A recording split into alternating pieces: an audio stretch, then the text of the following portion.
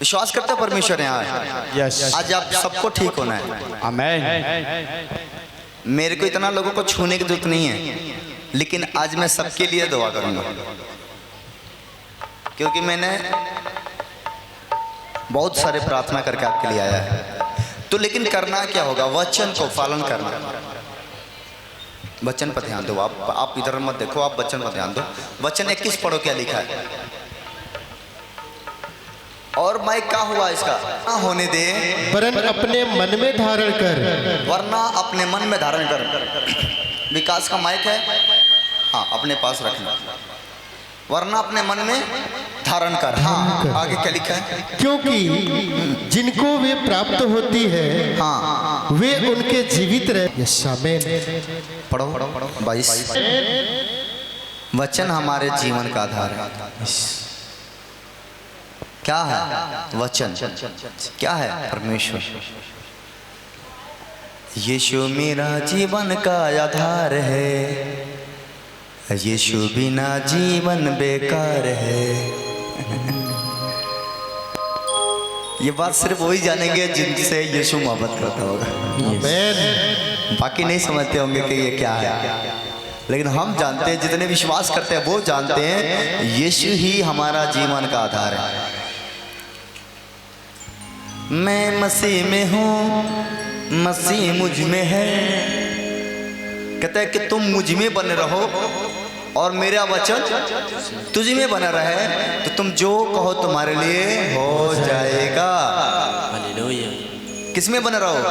तुम मुझ में बने रहो और मेरा वचन तुझ में बना रहे, तो तुम जो कहो तुम्हारे लिए हो जाएगा। मैं मसीह में हूँ, मसीह मुझ में है। अब बोलो, मैं मसीह में हूँ, मसीह मुझ में है। मसीह बिना जीना बेकार है, वही मेरे जीवन का आधार है। मसीह बिना जीवन बेकार है, वही मेरा जीवन का आधार है। मसीह कौन है? मसीह कौन है? मसीह वो व्यक्ति होता है जो दूसरे पर दया करता है। मसीह वो होता है दूसरों का हेल्प करता है। अभी आप कुछ आप किसी का कमी है, किसी का बेटी का शादी है और कोई आकर पैसा दे देता है या खर्चा दे देता है या शादी का बोझ उठा लेता है, तो लोग कहते हैं कि यही मसीह है जो मसीहा बन के हमारे लिए आया। समझ गए कि नहीं? हालेलुया। तो मसीह का मतलब होता है मसीहा। मसीहा का मतलब वो है जो हमारे दुखों को उठाने के लिए स्वर्ग पर आया, स्वर्ग से पृथ्वी पर आया। ताली बजाइए यीशु के लिए जोर से। हालेलुया। तो वो मसीह है, वो मसीह है। और कहता है कि मैं क्या गया अभी, मैं मसीह में हूँ और मसीह मुझ में। अगर मसीह मुझ में है तो हमारा स्वभाव भी उस परमेश्वर के जैसा होना चाहिए, तब हम उसमें होंगे। सब बोला हालेलुया। तो आपका स्वभाव है कि नहीं है? यस। आप तैयार हो? यस। यस।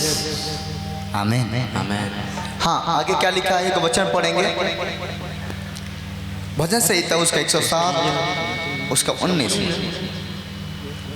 यहाँ पर दाऊद राजा जब बीमार था तो यहोवा से प्रार्थना कर रहा था, उसको याद कर रहा था और वो अपने पत्री में लिख रहा था। क्या लिखा है यहाँ पर? पढ़ो तो। भजन संहिता 107 उसका 19 आया। यस। तब वे संकट में हाँ यहोवा की दुहाई देते हैं, हाँ और वह सकेती में, हाँ और वह सकेती से उनका उद्धार करता है। कहते तब वे यहोवा को पुकारते हैं। संकट में, दुख में जब हम परमेश्वर को पुकारते हैं तब वो हमारा सुन लेता है। यस। तब वो हमारा सुनता है। सब बोला हालेलुया। दुख आना अच्छा है। जब दुख आता है तो लोग पुकारते हैं, जब बीमार होते हैं तो पुकारते हैं, जब गिरते हैं तो पुकारते हैं। दुख आना सही है, क्योंकि हम याद करते हैं। सब बोला हालेलुया।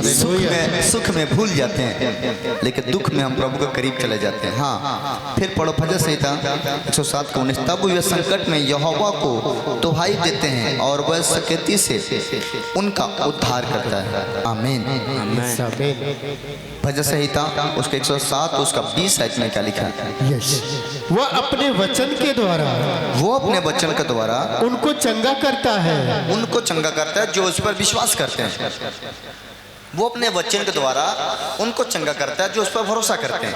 अगर आप उस पर भरोसा करते हो, उसके कोड़े खाने से चंगे हो चुके हो, बोले हमें। आमीन। उसके लहू बहाने से चंगे हो चुके हो, उसकी बलिदान देने से अब बचा लिया गए, बोला आमीन। तो जो उस पर विश्वास करता है, उसके ब्लड पर विश्वास करता है, वो बचाया जाएगा। यस आमीन। उसको ऊपर प्रभु का दया रहता है, बोलो आमीन। आमीन। तो किसके कारण? वचन के द्वारा। क्या करता है? पढ़ो तो। वह अपने वचन के द्वारा वो अपने वचन के द्वारा उनको चंगा करता है, उनको चंगा करता है, और जिस गड्ढे में वे पड़े हैं, जिस कुएं में वो गिरे हैं, उससे निकालता है। उससे निकालता है। आपका नजर में कुआं क्या है? आपके नजर में कुआं क्या है? वो पानी वाला? उस कुएं के बात नहीं कर रहे हैं। वो कुएं के बात कर रहे हैं जो गरीबी में, पाप में, श्राप में, दुख में, क्लेश में आप गिर गए हो। आप हाथ उठा रहे हो, कोई है मुझे बचाने वाला, कोई है मुझे बचाने वाला, लेकिन पड़ोसी आता है देख के चले जाते हैं, नौकर के लोग आते देख के चले जाते हैं, रिश्तेदार पर्दार आता देख के चले जाते हैं, लेकिन कोई बाहर नहीं निकलता।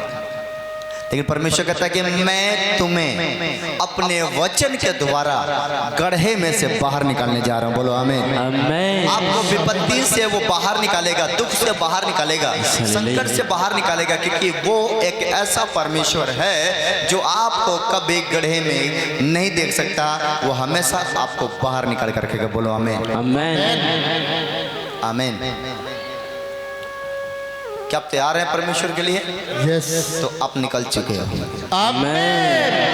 आप आजाद हो चुके हो। यस आमीन। आपके अंदर प्रभु कहता है कि पत्थर के हृदय नहीं डालूंगा। कौन से हृदय डालूंगा? मांस का हृदय, सॉफ्ट हृदय डालूंगा, सॉफ्ट, कोमल हृदय दूंगा। कोमल। आमीन। आमीन। बोलो हमने पा चुका। ताली बजाओ यीशु के लिए जोर से। पा चुके। तो उसके वचन के द्वारा हम चंगे हो चुके हैं, उसके वचन के द्वारा हम आज़ाद हो चुके हैं, उसके वचन के द्वारा हम ब्लेस हो चुके हैं, उसके वचन के द्वारा हम पावरफुल हो चुके हैं, बोला आमीन। तो वचन पर ध्यान देना, मैंने कहा वचन पर ध्यान देने से आप आशीषित होते हैं और वचन आपके जीवन को बदल कर रख देता है। सब बोला हालेलुया। हालेलुया। हम जल्दी जल्दी में एक और वचन पढ़ेंगे, यिर्मयाह उसका 17 उसका 14 इसमें पढ़ेंगे। जो व्यक्ति अपने मुंह से बातें बोलेगा उसके जीवन में चमत्कार होगा। आप जैसे मैं वचन पढ़ूंगा वैसे आपको मेरे साथ ये वचन बोलना है। जोर से ऊंची आवाज जिसका होगा उसके जीवन में काम होगा। यिर्मयाह 17 उसका 14 आई, 17 उसका 14 आई। हालेलुया। हाँ, हालेलुया। हे यहोवा, हाँ खड़े हो जाओ।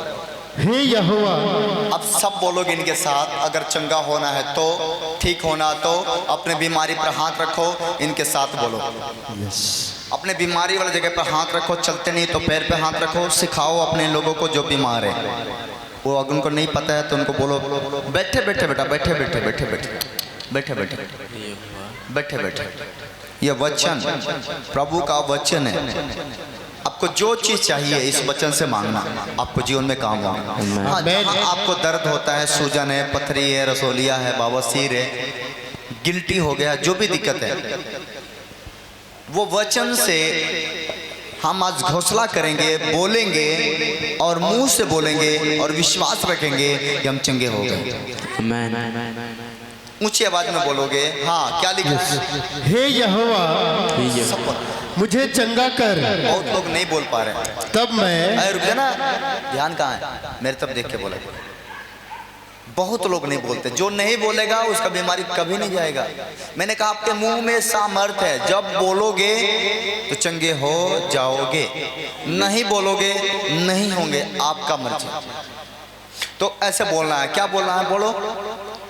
हे यहोवा, हे यहोवा, मुझे चंगा कर।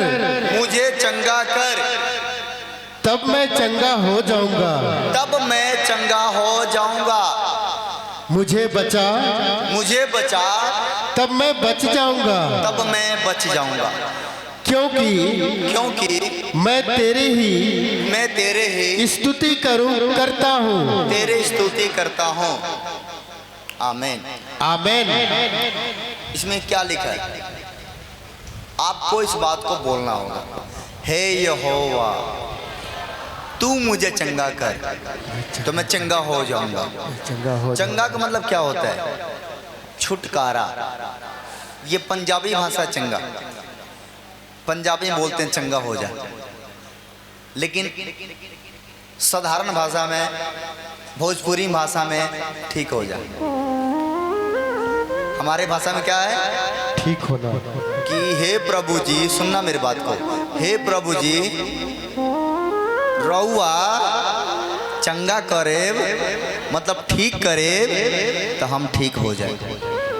अपने मन से ना होके, अगर रउआ चाहता नहीं कि हम ये सोचा ठीक होकर जाएं तो आज हम ठीक हो जाएगा। मैं आप समझ गए कि नहीं समझे? तो ये सिंपली भाषा में आपको बस बच्चा नहीं है तो बोलना कि हे प्रभु जी अगर रउआ चाहें आज ही हमारे गोद भरी, और जब हमें यहाँ सजाए तो अगले महीने गवाही लेकर आए।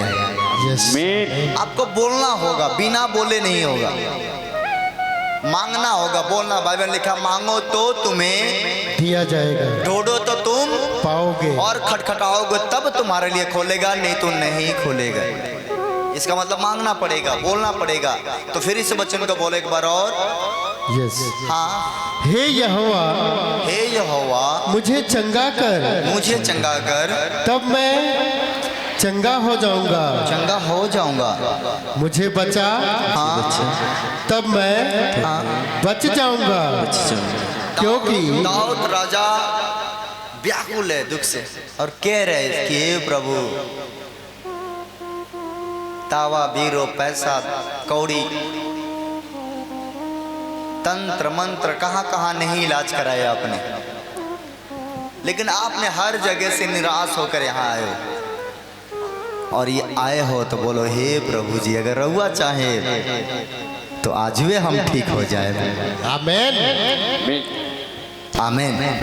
सुनो, ये वचन पढ़ने के बाद मैं आपको चेक करूंगा, आप चेक कर लेना, बीमारी तो रहबे नहीं करेगा। यस आमीन। एक अंधा व्यक्ति आज आपको बोलने में शर्म लगती है। एक अंधा व्यक्ति बचपन से अंधा था, वो भीख मांग रहा था। मेरे ख्याल से उसकी उम्र कम से कम 18-20 से कम नहीं होगा, इतना उम्र के व्यक्ति था। भीख मांग रहा था, बचपन से अंधा था, रोड के किनारे भीख मांग रहा था। यीशु मसीह जा रहे थे, चले जा रहे थे, उसको पता हो गया कि यहाँ से यीशु गुजर रहे हैं। तो अंधा व्यक्ति वहाँ पर कम से कम 50,000 का भीड़ हो सकता है, 5,000 का भीड़ हो सकता है, लेकिन वहाँ पर भीड़ में से उठा और उसको पता हो गया कि यहाँ पर यीशु जा रहे हैं। तो उसने जोर से कहा, आँख अंधा था, दिख नहीं रहा था, कहता हे दाऊद के संतान मुझ पर दया कर, ऐ दाऊद के संतान मुझ पर दया कर।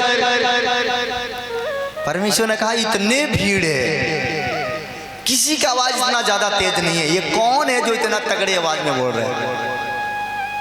परमेश्वर ने देखा तो वो अंधा था। परमेश्वर कहा उसको मेरे पास लेकर आओ जिसने बिना शर्माए बिना डरे चिल्लाया है, उसको लेकर आओ मेरे पास। और उसको लेकर आए, और जब उसको उसके पास लेकर आए, यीशु मसीह पूछा तू क्या चाहता है? अंधा कहता मैं देखना चाहता। यीशु ने कहा क्या तुम्हें विश्वास है ऐसा हो सकता है? उसने कहा हाँ प्रभु मुझे तुझ पर विश्वास है कि तू कर सकता है। और प्रभु ने वहां पर बैठा, थूका, मिट्टी साना आंखों पर लगाया और कहा जा धो ले, और उसी समय उसकी आंखें खुल गई और देखने लगा। ताली हो जाए। जिसका आवाज ऊंचा होता है, जिसका विश्वास ऊंचा होता है, जिसका प्रार्थना ऊंचा होता है, जिसका समर्पण ऊंचा होता है, जिसका दान दशमांश ज्यादा होता है, वो सबसे ज्यादा प्रभु के राज्य में प्रवेश करता है और प्रभु सबसे ज्यादा उसको चुनता है और ब्लेस भी करता है। बोलो आमीन। आप समझ गए कि नहीं?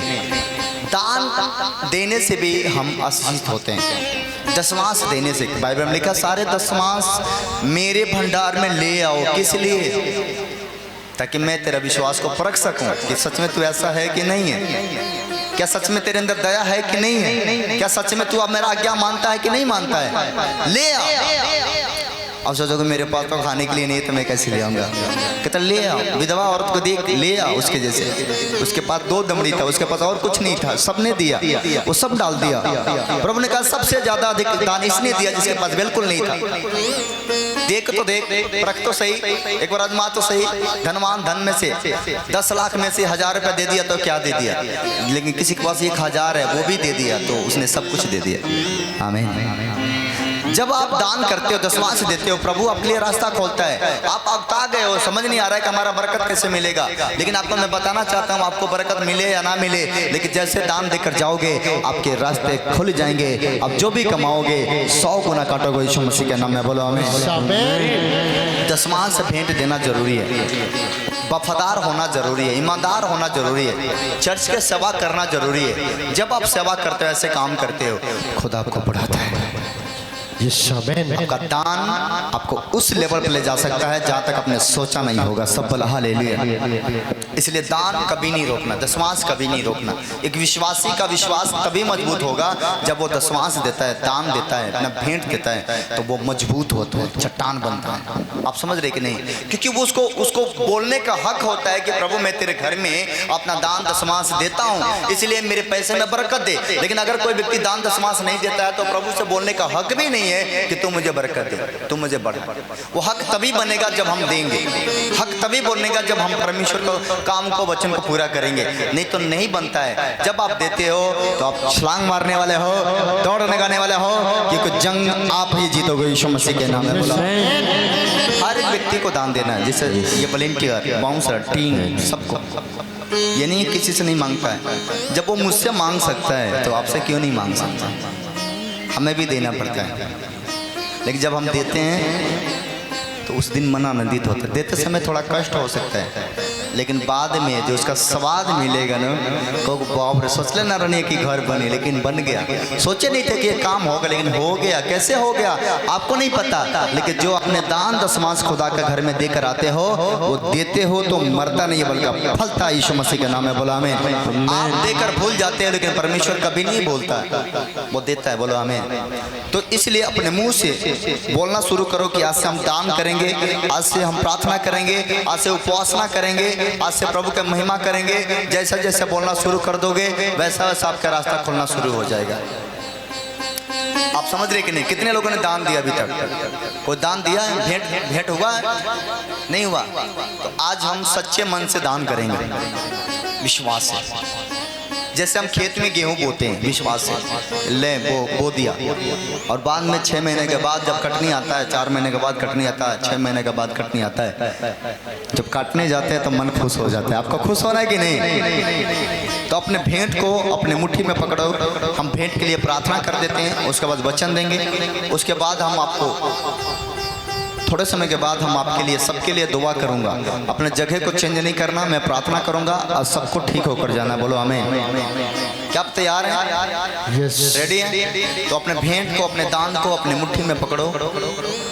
जीसस माय फादर, खुदा की आत्मा इनके जीवन में काम करे। प्रभु तेरे वचन को जो मानता है, जो तेरे गुरु की आज्ञाओं को मानता है, जितने लोग दान देने के फैसला ले लिए कि आज हम वो दान करेंगे, वो दशमांश देंगे, आज गुप्त भेंट बोएंगे, गुप्त दान देंगे, ऐसा भेंट देंगे परमेश्वर, मुझे विश्वास है तो मेरा रास्ता खोलेगा। जब ये गुप्त भेंट दें, दान करें, दशमांश दें, प्रभु इनकी आशीष से स्वर्ग से खुल जाए। प्रभु तू खोलने वाला है, तू देखता है, क्योंकि सबके भेंट को तू देखता है। प्रभु छुए और ब्लेस करे। बोलो आमीन। सब बोला हालेलुया। हाँ, भेंट घुमाएंगे और इस वचन को फिर से घोषणा करो एक बार और। वचन हटा क्यों दिए? अभी वचन तो 4 वचन पढ़ना है, अभी वचन को बंद मत करो। हाँ, पढ़ो क्या लिखा है यहाँ पर? यिर्मयाह 17 उसका 14 में क्या लिखा? यस। हाँ, हे यहोवा, हे यहोवा, मुझे चंगा कर, मुझे चंगा कर, तब मैं चंगा हो जाऊंगा, मैं चंगा हो जाऊंगा। मुझे बचा, मुझे बचा, तब मैं बच जाऊंगा, तब मैं बच जाऊंगा, क्योंकि मैं तेरी ही स्तुति करता हूँ, मैं तेरे ही भजन करता हूँ। बोलो आमीन। आमीन। आमीन। अब आप बच जाओगे यीशु मसीह के नाम में, बोलो आमीन। आमीन। सब्र रखो, फल मिलने वाला है। मरकुस 5 उसका 14 आई जा, मरकुस 5 उसका 34 आयत में क्या लिखा है? उस एक नारी के विषय में लिखा है, जो नारी बीमार थी, लहू बहने के प्रॉब्लम था, उसके शरीर से ब्लड गिरता था और वो ब्लड गिरना बंद नहीं हुआ। आमीन। आपका विश्वास आपको मराइकल मनी देके भेजेगा, बोलो आमीन। आपका विश्वास आपके गरीबी से दूर करके भेजेगा, बोलो आमीन। आज आपका विश्वास अगर है तो सब कुछ पूरा हो जाएगा। हाँ, इसलिए बन्हे पुत्री, तेरा विश्वास ने तुझे चंगा किया, कुशल से जा और इस बीमारी से बचा रह, इस पाप से बचा रह। आमीन। आप बचने के लिए तैयार हो? यस। आप बीमारी छोड़ने के लिए तैयार हो? आप पाप छोड़ने के लिए तैयार हो? आप छलांग मारने वाले। आमीन। क्योंकि यीशु ने कहा जल, जीवन का जल कौन है? जीवन का जल मैं हूँ। मैं हूँ। जो मुझ में से पिएगा वो कभी प्यासा न रहेगा। नहीं होगा। तो प्रभु में से पियो ना, उस कटोरे से पियो कि जिससे कभी प्यास ना लगे। आमीन। यीशु मसीह वो परमेश्वर है जो आपको सब कुछ दे सकता है। आप समझ रहे कि नहीं? यीशु मेरा मीठा पानी है, जो पिए बच जाएगा। यीशु कौन सा मीठा?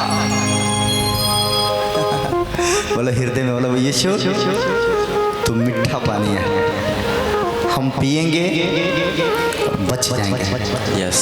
पानी क्या है? वचन। वचन जिसके अंदर आ जाएगा वो बच जाएगा, जिसके अंदर वचन नहीं है वो बचना मुश्किल है। क्योंकि वचन ही लोगों को चंगा करता है, वचन ही लोगों से बात करता है। इसलिए वचन आपके अंदर आना जरूरी है। जैसे प्रभु का कलाम आपके अंदर आएगा, आपका जीवन बदल जाएगा। सब बोला हालेलुया। आमीन।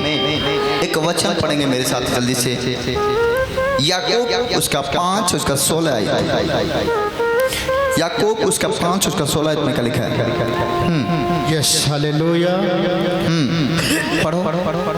इसलिए तुम आपस में एक दूसरे के सामने अपने अपने पापों को मान लो और एक दूसरे के लिए प्रार्थना करो, जिससे चंगे हो जाओ। जिससे चंगे हो जाओ। इसलिए हर एक व्यक्ति को आप एक दूसरे के सामने अपने पापों को, गुनाहों को मान लो और एक दूसरे के लिए प्रार्थना करो कि ताकि तुम चंगे हो जाओ, और तुम हो जाओगे। बोलो आमीन। आमीन। इसलिए अपने गुनाहों को बोलो, परमेश्वर मैं पापी हूँ, मेरे पाप को क्षमा कर, और मैं भी दूसरे के अपराध को क्षमा करता हूँ। आमीन। आमीन। आप चंगे हो चुके, बोलो आमीन। आमीन। आप समझ गए कि नहीं? यस।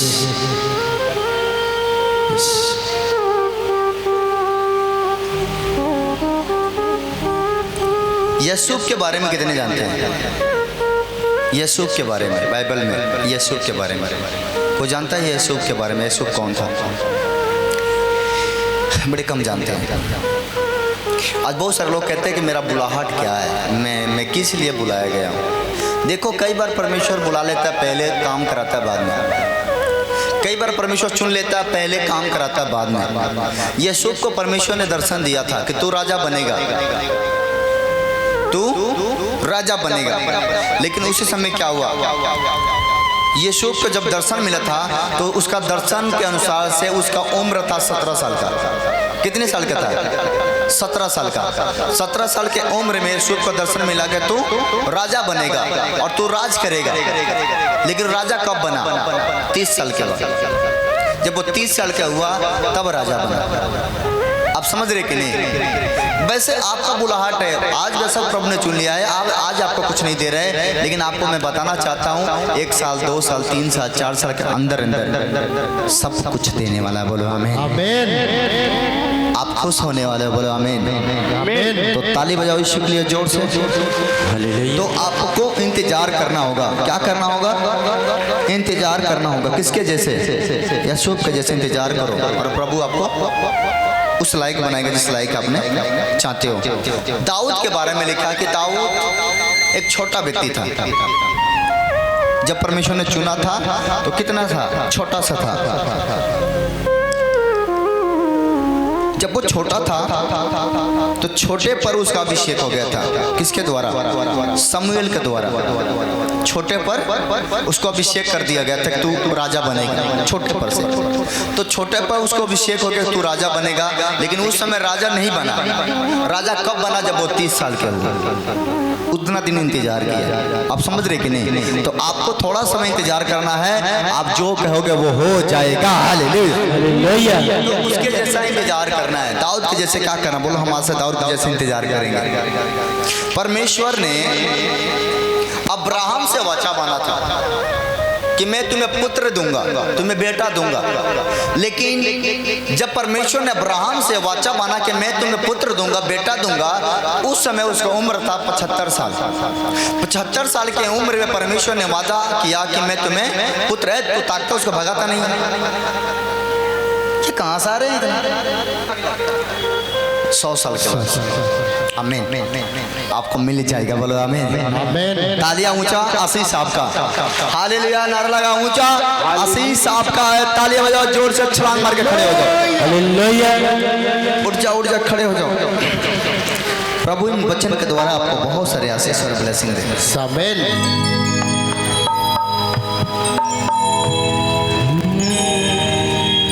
कुछ समझ में आया? अगर आ गया तो अच्छी बात है, और नहीं आया तो प्रभु आपको बुद्धि दे। हालेलुया। आप सुन लिए? आप सुने कि नहीं? कि हमें प्रभु की अधीनता में रहना है, वचन को फॉलो करना है, आज्ञा के पालन करना है, तो हम आशीषित होंगे। दूसरे अपने बुलाहट के अनुसार चलना है, अपना बुलाहट को जानना है। अगर आपको प्रभु ने चुना है तो उसके मकसद बड़ा है, उसका योजना बड़ा है। सब्र रखो, फल मिलेगा यीशु मसीह के नाम में। इसलिए आपको तैयार रहना है, इंतजार करना है। वो दिन आने वाला है, वो घड़ी आने वाला है कि जब आप परमेश्वर से सब कुछ पाने वाला है। बोलो आमीन। तो आप इंतजार का घड़ी खत्म हो रहा है। आने वाला 2025 आपका जीवन में नया नया नया काम होने वाला। बोलो यीशु के नाम में। बोलो आमीन। हाँ, आप सब बैठ जाओ। कोई बात नहीं, इसको दिखाई नहीं देता, बैठा दे। इनको बैठा दे। बैठ जाओ। कोई बात नहीं, अपने स्थान पे बैठना। हाँ, जो चलते नहीं है उनको सिर्फ बोल रहा हूँ, बाकी अच्छे लोग खड़े रहेंगे। जिनको पैर में, कमर में, हाथ में प्रॉब्लम है वो बैठे रहें, उनको परेशान होने की जरूरत नहीं है।